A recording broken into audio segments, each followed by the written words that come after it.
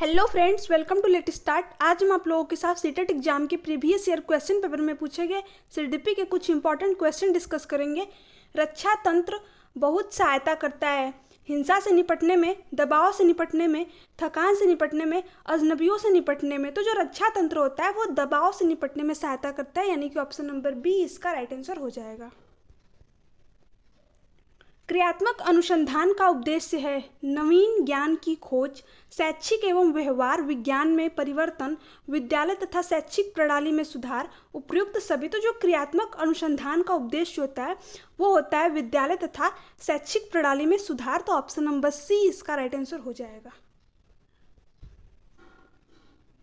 पुरुष स्त्रियों की अपेक्षा ज़्यादा बुद्धिमान होते हैं, यह कथन सही हो सकता है। लैंगिक पूर्वाग्रह प्रदर्शित करता है, बुद्धि के भिन्न पक्षों के लिए सही है। तो जो इस प्रकार का कथन होता है कि पुरुष स्त्रियों की अपेक्षा ज़्यादा बुद्धिमान होते हैं या फिर लड़कियां लड़कों से गणित में कमज़ोर होती हैं, तो ये जेंडर स्टीरियोटाइप यानी कि लैंगिक पूर्वाग्रह को प्रदर्शित करता है। तो ऑप्शन नंबर बी इसका राइट आंसर हो जाएगा।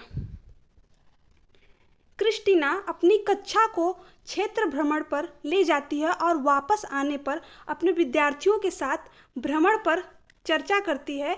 यह डैश की ओर संकेत करता है। सीखने के लिए आकलन, आकलन के लिए सीखना, आकलन का सीखना, सीखने को आकलन। तो जो इस प्रकार का जैसे कि हम किसी छात्र को क्षेत्र भ्रमण पर ले जाकर जो उसके बाद उस क्षेत्र भ्रमण पर हुई चीज़ों के बारे में उस पर चर्चा करते हैं, तो ये हम उसका सीखने के लिए आकलन करते हैं, यानी कि ऑप्शन नंबर ए इसका राइट आंसर हो जाएगा।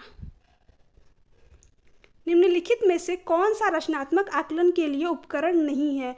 मौखिक प्रश्न, सत्य परीक्षा, प्रश्नोत्तरी और खेल, दत्त कार्य। तो जो हमारे मौखिक प्रश्न होते हैं, प्रश्नोत्तरी और खेल है या फिर दत्त कार्य, रचनात्मक आकलन यानी कि फॉर्मेटिव असेसमेंट के अंतर्गत आते हैं। बट सत्र परीक्षा जो होती है वो सम्मेटिव आकलन यानी योगात्मक आकलन के अंतर्गत आती है। इसमें पूछा है कि रचनात्मक आकलन के लिए उपकरण नहीं है। तो जो सत्र परीक्षा होती है वो सम्मेटिव आकलन के अंतर्गत, योगात्मक आकलन के अंतर्गत आती है।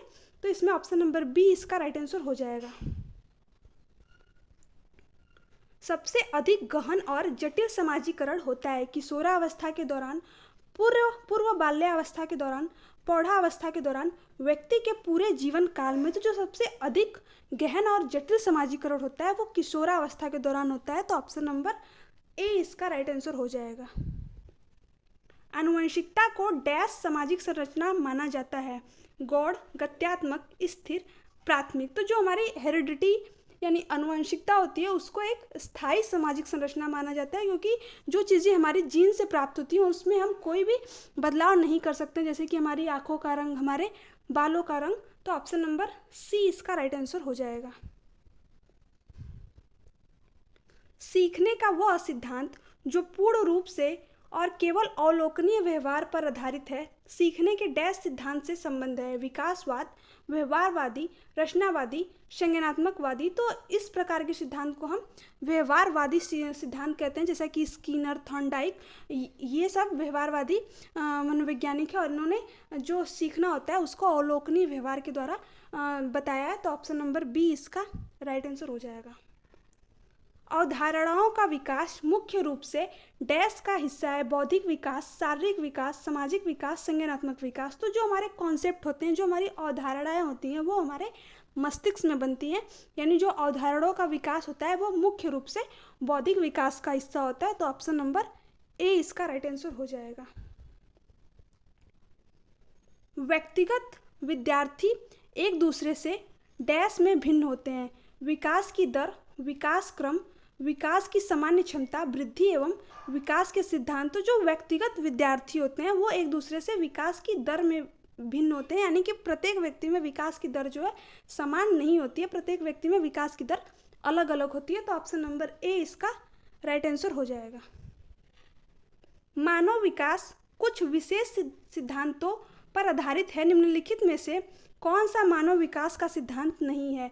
अनुक्रमिकता, सामान्य से विशिष्ट, प्रतिवर्ती, निरंतरता। तो जो मानव का विकास होता है वो एक निश्चित क्रम में चलता है और सामान्य से विशिष्ट की ओर चलता है और निरंतर चलता रहता है, यानी विकास एक कॉन्टिन्यूअस प्रोसेस है। बट प्रतिवर्ती नहीं होता है, कभी भी रिवर्स नहीं होता है। हाँ, मॉडिफिएबल होता है, कुछ हद तक हम इसमें बदलाव कर सकते हैं, बट हम रिवर्स नहीं जा सकते।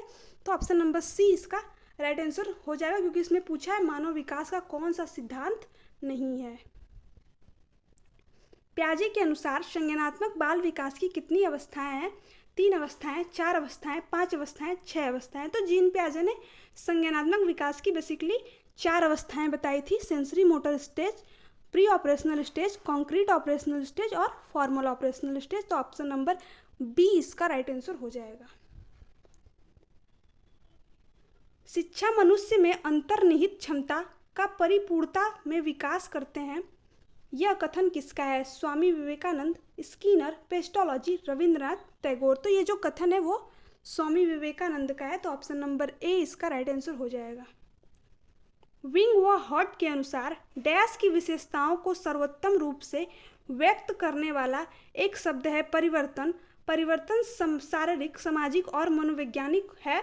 शैशवावस्था, बाल्यावस्था, किशोरावस्था, प्रौढ़ावस्था। तो ये जो परिवर्तन है वो किशोरावस्था के अंतर्गत आता है विंग एवं हॉट के अनुसार। तो ऑप्शन नंबर सी इसका राइट आंसर हो जाएगा, यानी कि किशोरावस्था। एक बालक जिसकी बुद्धि लब्धि 105 है उसे वर्गीकृत किया जाएगा। श्रेष्ठ बुद्धि, सामान्य से अधिक बुद्धि, सामान्य बुद्धि, मंद बुद्धि। तो जो 90 से 100 या फिर 105 तक की जो बुद्धि होती है उसके अंतर्गत सामान्य बुद्धि के बालक आते हैं, यानी कि ऑप्शन नंबर सी इसका राइट आंसर हो जाएगा। लॉरेंस कोहल वर्ग विकास के क्षेत्र में शोध के लिए जाने जाते हैं, संज्ञानात्मक, शारीरिक, नैतिक, गामक। तो जो लॉरेंस कोहल वर्ग है उन्होंने नैतिक विकास के बारे में बताया। तो ऑप्शन नंबर सी इसका राइट आंसर हो जाएगा, यानी जो लॉरेंस कोहल वर्ग है वो नैतिक विकास के शोध के लिए जाने जाते हैं।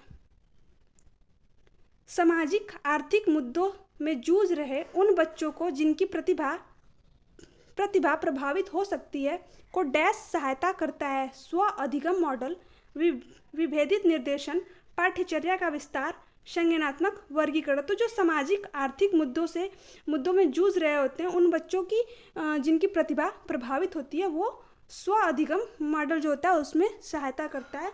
तो ऑप्शन नंबर ए इसका राइट आंसर हो जाएगा।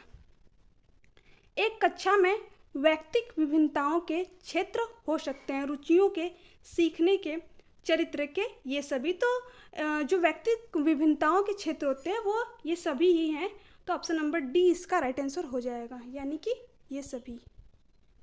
पियाजे के अनुसार बच्चा अमूर्त स्तर पर चिंतन, बौद्धिक क्रियाएं और समस्या समाधान किस अवस्था में करने लगता है? पूर्व संक्रियात्मक अवस्था, मूर्त संक्रियात्मक अवस्था, औपचारिक संक्रियात्मक अवस्था, संवेदी पेशी अवस्था। तो जो बच्चा अमूर्त चिंतन या फिर बौद्धिक क्रियाएं जो होती हैं, जो समस्या समाधान होता है, वो पियाजे की 4th स्टेज यानी कि औपचारिक संक्रियात्मक अवस्था या फिर फॉर्मल ऑपरेशनल स्टेज के अंतर्गत करने लगता है। तो ऑप्शन नंबर सी इसका राइट आंसर हो जाएगा।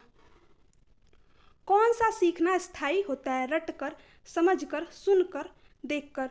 तो जब हम चीज़ों को समझकर सीखते हैं तो वो हमें लंबे समय तक के लिए हमारे मेमोरी में रह जाती है। तो ऑप्शन नंबर बी इसका राइट आंसर हो जाएगा, यानी जो समझकर सीखना होता है वो स्थायी होता है। तो हे फ्रेंड्स, ये थे आज की सीडीपी के कुछ इंपॉर्टेंट क्वेश्चन। अगर आपको वीडियो अच्छी लगी तो चैनल को सब्सक्राइब कीजिए, वीडियो को लाइक एंड शेयर कीजिए। Thanks for watching me.